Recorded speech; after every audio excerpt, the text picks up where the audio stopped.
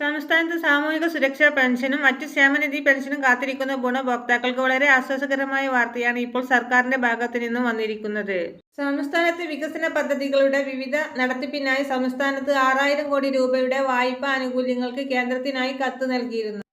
1400 കോടിയോളം വരുന്ന നികുതി വിഹിതവും 1100 കോടിയുടെ വായ്പാ അനുമതിയും ജനുവരി മാസം മുതൽ മാർച്ച് മാസം വരെയുള്ള കടമെടുപ്പ് പരിധി നേരത്തെയാക്കി നൽകിയതും ജനുവരി മാസത്തിൽ തന്നെ പെൻഷൻ തുകയുടെ കുടിശ്ശികയടക്കം വിതരണം ചെയ്യണമെന്ന് സർക്കാരിന് ഹൈക്കോടതിയുടെ ഭാഗത്തു നിന്നും നിർദ്ദേശമുണ്ടായെങ്കിൽ പോലും നിലവിൽ സംസ്ഥാനത്ത് സാമ്പത്തിക സ്ഥിതി കണക്കിലെടുത്ത് പെൻഷൻ കുടിശ്ശിക തീർത്ത് വിതരണം ചെയ്യാൻ സാധിക്കുകയില്ല എന്ന് സംസ്ഥാനം കോടതിയെ അറിയിച്ചിരുന്നു. വിവിധ ആനുകൂല്യങ്ങളിലേക്കുള്ള നടത്തിപ്പിനും മറ്റു ദൈനംദിന ചെലവുകൾക്കും തുക കണ്ടെത്തേണ്ട സാഹചര്യം ഉള്ളതിനാലാണ് പെൻഷൻ ഒരുമിച്ച് വിതരണം ചെയ്യാൻ സർക്കാരിന് കഴിയാത്തത്. എന്നാൽ ഈ സാഹചര്യത്തിൽ പെൻഷൻ ഗുണഭോക്താക്കളെ സംബന്ധിച്ചിടത്തോളം വളരെ ആശ്വാസകരമായ 2 അറിയിപ്പുകളാണ് ഇപ്പോൾ പുറത്തു വന്നിരിക്കുന്നത്. ആദ്യത്തെ പ്രധാന അറിയിപ്പ്, കേന്ദ്രത്തിന്റെ ഭാഗത്തു നിന്നും 900 കോടി രൂപയുടെ വായ്പ ഇപ്പോൾ ലഭ്യമായിരിക്കുകയാണ്.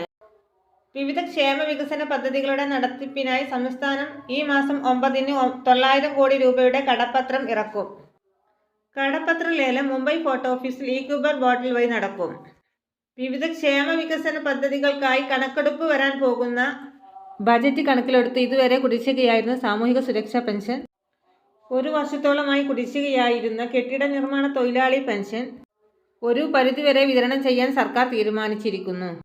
സംസ്ഥാനത്ത് സെപ്റ്റംബർ മാസം വരെയുള്ള സാമൂഹിക സുരക്ഷാ പെൻഷൻ വിതരണം ചെയ്യുവാനുള്ള വിതരണ നടപടിക്രമങ്ങൾ ആരംഭിക്കുന്നതിന്റെ ഭാഗമായി മസ്റ്ററിംഗ് പൂർത്തിയാക്കാത്തവർക്കും നിർബന്ധിത സർട്ടിഫിക്കറ്റുകൾ സമർപ്പിക്കാത്തവർക്കുമുള്ള സമയപരിമിതി നീട്ടി നൽകി.